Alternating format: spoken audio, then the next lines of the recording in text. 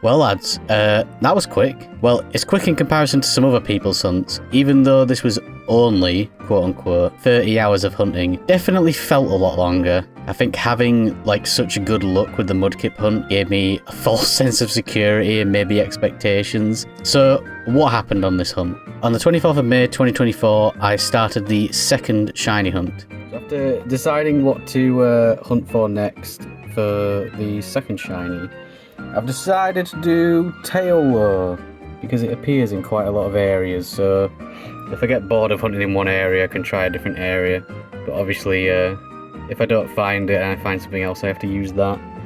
Also, I'm using a guide, the physical guide, because I'm a true gamer like that. My initial intention was to go full odds on this hunt, only doing random encounters, but you'll see later that those plans accidentally changed. I only hunted for a few hours each day from the 24th to 26th, as work on the weekend usually leaves me quite drained. I did, however, have the new Bring Me the Horizon album to give me a boost of energy. The album was kind of mid, by the way. Over that weekend, I amassed 748 encounters, bringing us to Monday the 27th. What's the date? 27th. So it's currently the 27th of May.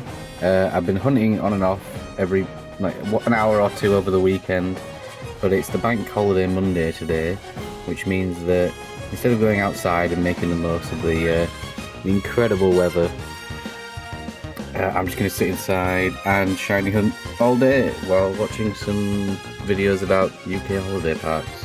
On that Monday, I went full no-life mode, some would say, crossing the 1,000 encounter mark, ending at 1,232. Also on that day, I recorded the audio for and edited together the first badge quest of this hunt, which was a lot of fun. Hope everyone's been enjoying the series so far. It was nice to be editing something that doesn't involve watching 5-hour VODs. The no-life hunting continued on for the next 2 days, leaving us at 2,400 encounters at the end of the 29th. Next day, the 30th, me and my brother went to my friend Rob's house to do our bi-weekly Digimon TCG session. Digimon, again, it's another obsession of mine, but the TCG especially has been great to play casually with friends. It's the only TCG I've found like a real enjoyment in. My friend Rob predicted we'd find a shiny at 2,700, and then over the course of that day, we hit 3,000 encounters. I even forced my brother to hunt for me while I was playing Digimon. Look at the joy on his face. So it's currently the 31st of May. I believe this is day 8 of the hunt, and last night we hit 3,000 encounters, which means we're somewhat close to going over odds. But in all honesty, I'm feeling a bit more motivated to hunt, and I don't really know why, but I've got like the drive to hunt a lot more than I did when I was at like 1,000 encounters. Next few days weren't super eventful. On the 31st, I continued my hunt back at home. Biggest event of this day was probably my Miu Mini Plus arriving in the mail, so I spent a good amount of the day tinkering with that. What is going on with this game? It was working fine, and now everyone stopped talking, and like this is the only audio coming out of it.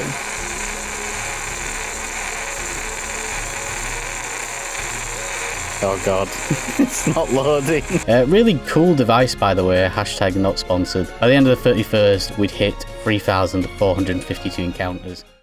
As with the weekend before, I'd only had the energy for a few hours of hunting each day. I had been messing around with the decks now, but I didn't fully understand how it worked. I just kind of wanted to break up the monotony. Then on day 10 of the hunt, Sunday the 2nd of June, after 3,637 encounters and over 30 hours of hunting, we found our second shiny. Shiny Zigzagoon!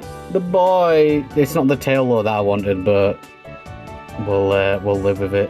And that was nearly, well, that was 3,637 encounters. It was only a week of hunting, which in hindsight isn't a lot compared to some people's hunts, but it felt like a lot. So yeah, let's catch this lad.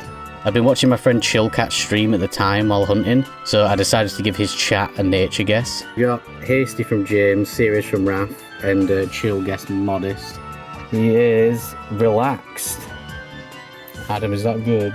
Relaxed is plus defense minus speed, so that's pretty bad. No! This guy is not very good. He doesn't even have any attacking moves. I was informed by Chill's chat later that the dex nav had probably increased my odds of encountering a shiny Zigzagoon specifically, and when I checked my search level, it was at 999, so yeah, that definitely influenced the odds. But at the end of the day, in my mind, a shiny is a shiny. I'm not too fussed about the odds, so long as I'm obtaining the shiny in a legitimate way. I've also been watching my friend Chillcat stream, and it was decided in the chat that we would be calling this Zigzagoon Stardust, after Ziggy Stardust, like David Bowie.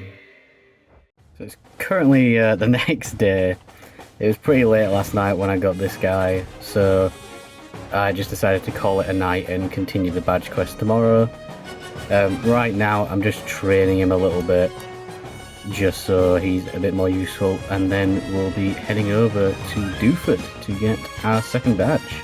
Also, on a weird funny side note, I told my friend Sketch that we'd finally found a shiny, and he said today it's Ziggy Stardust as well, which is I don't know if that's like a common thing with naming Zigzagoons, but yeah, it's just a funny coincidence that he had the exact same name suggestion as we did in Chill's chat last night. So with our Zigzagoon somewhat usable now, I set off for Dewford, but not before trying some refreshing beverages. On a completely random note, as I mentioned before, Absolblog's Pokemon is a big inspiration to me as a creator, but something he also got me kind of obsessed over was Mountain Dew Baja Blast, because in the UK we just get the standard regular Mountain Dew, which apparently tastes different from the American one anyway. But during Rumble weekend, I managed to find 3 different flavours of American Mountain Dew in my local shop. And bear in mind, I live in the middle of nowhere in rural England. Like, there's nothing around me except fields and sheep. So I was pretty surprised when I went in the other day and they had the 2 other flavours of Baja Blast. Like, so yeah, we're going to try one of these. I'm not going to try both in one day because they have like 50 grams of sugar or something like that. So we've got Laguna Lemonade, and then we've got Point Break Punch. Or like the film Point Break. I think I'm going to go for the lemonade. I'm not the biggest fan of mango, but yeah, I do really like lemonade. So let's give it a go. It kind of just smells like Rubicon, which is like a mango drink. I don't know if we get that outside of the UK. Yeah, it kind of tastes like Rubicon, but with the Baja Blast like lime flavour. It's quite nice, and the mango isn't too strong either. Yeah, that's quite nice. I'll give it like a 7.5. One of the aspects I really love about Pokemon games are the visuals and the art direction, and I think this transition cutscene demonstrates that so well. Upon arriving in Dewford, I talked to the locals a bit, but wasted no time just going straight for the gym. There was no way in hell I was going to be using this Zigzagoon for the gym, so again, I just swept with Marshtomp. Like, it wasn't even funny, it was just a joke. It was actually kind of sad how easy this gym was.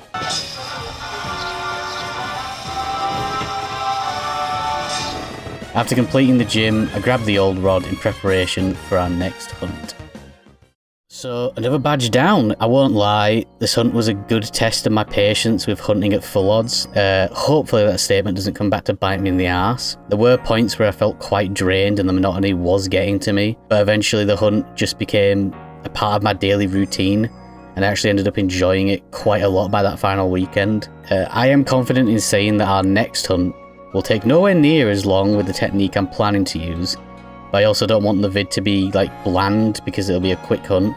So I've got a few ideas on how I want to make the vid more visually interesting.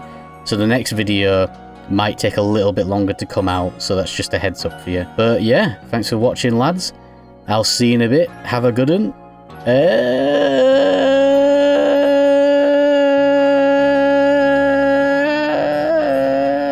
I don't know.